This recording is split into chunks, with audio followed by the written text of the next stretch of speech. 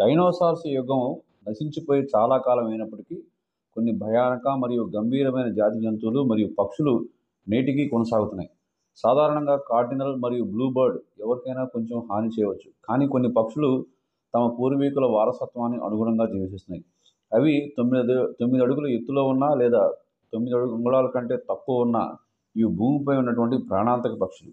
Hi friends, welcome back to our channel. ఈరోజు ఈ వీడియోలో ప్రపంచంలో కొన్ని ప్రాణాంతక పక్షుల గురించి, వాటి యొక్క వివరాల గురించి మీతో షేర్ చేసుకోబోతున్నాను. మరి ఇంకెందుకు ఆలస్యం, వీడియో స్టార్ట్ చేద్దామా? Let's get start our video.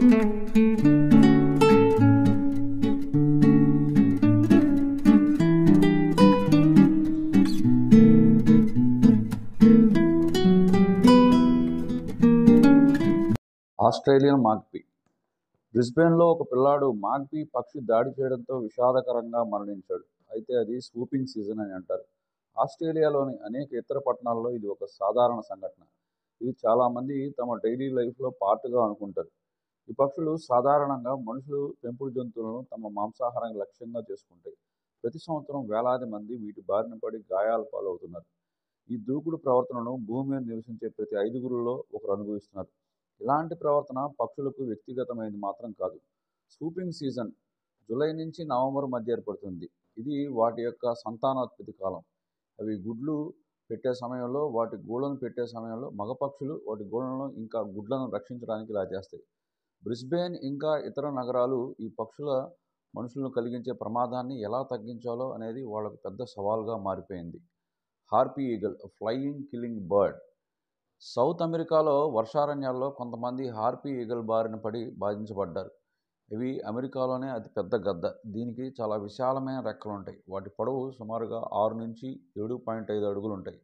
Harpy డేగ ప్రపంచంలోనే అత్యంత శక్తివంతమైన డేగగా చెప్తారు. దాని మందపాటి కాళ్ళు మరియు పదునైన టాలాన్లు ఈ జాతిని బలమైన ప్రెడేటర్గా చేస్తాయి.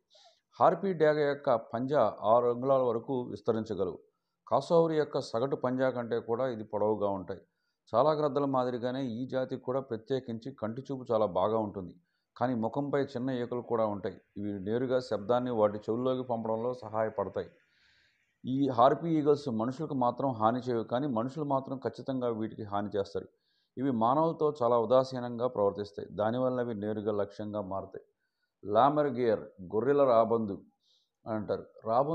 ఈ రాబందు పశువులు మరియు పిల్లలతో పాటు వారి పదునైన పంజాలు పట్టుకోగలవు. లామెర్గేయర్ ఒక స్కావెంజర్. ఈ అసాధారణ పక్షులకు సాధారణ మాంసం పెద్దగా ఆసక్తిగా ఉండదు. దానికి బదులుగా ఎముకలను ఇష్టపడతాయి. చిన్న ఎముకలు మరియు ఎముకలను ముక్కలను పూర్తిగా మింగగలవు. ఈ లామెర్గేయర్ ఎముకలను తిన్న తర్వాత గాలిలో చాలా ఎత్తుకు తీసుకువెళ్ళి విసిరేస్తాయి. దానివల్ల క్రింద ఉన్న వారికి ఎముకల వర్షం పడుతుందేమో అనిపిస్తుంది. ఎముకలు చాలా జంతువులకు పెద్దగా తక్కువగా జీర్ణం అవుతాయి, కానీ లామెర్గేయర్ పక్షులు కడుపులో ఆమ్లాలు సులభంగా ఎముకలను అరిగించగలవు మరియు మజ్జ నుండి విలువైన పోషకాలు తీయగలవు. అయితే అందరూ ఈ పక్షులు మనుషుల్ని హత్య చేస్తాయి అంటారు, కానీ ఇప్పటి వరకు అలాంటి ఆధారాలు లేవు. ఆస్ట్రిచ్, దీన్ని తెలుగులో నిప్పుకోడి అంటారు. ఈ పక్షులకి పుట్టినిల్లు ఆఫ్రికా. ఇవి కూడా చాలా ప్రమాదకరమైన పక్షులు. వీటి బలమైన కాళ్ళు మరియు పంజా సింహాన్ని కూడా చంపగలవు, మనిషిని విడదీయగలవు లేదా కార్ ఫ్రేమ్ను పంక్చర్ చేయగలవు. ఈ పక్షులు ప్రాణాంతకం అయినప్పటికీ కూడా అవి వాటికి డేంజర్ అనిపిస్తే మాత్రమే దాడి చేస్తాయి. ప్రపంచంలోనే ఈ పక్షులు అతి పెద్ద పక్షులు. వీటి బరువు 300 పౌండ్లు. ఎత్తు మగ పక్షులు 9 అడుగుల వరకు చేరుకోగలవు. ఇవి చూడడానికి చాలా ఆశ్చర్యంగా అనిపించినప్పటికీ కూడా గంటకు 40 మైళ్ళ కంటే ఎక్కువ వేగం పరిగెత్తగలవు.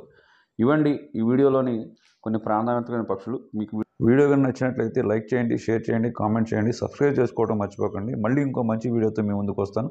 అంతవరకు take care, see you, bye.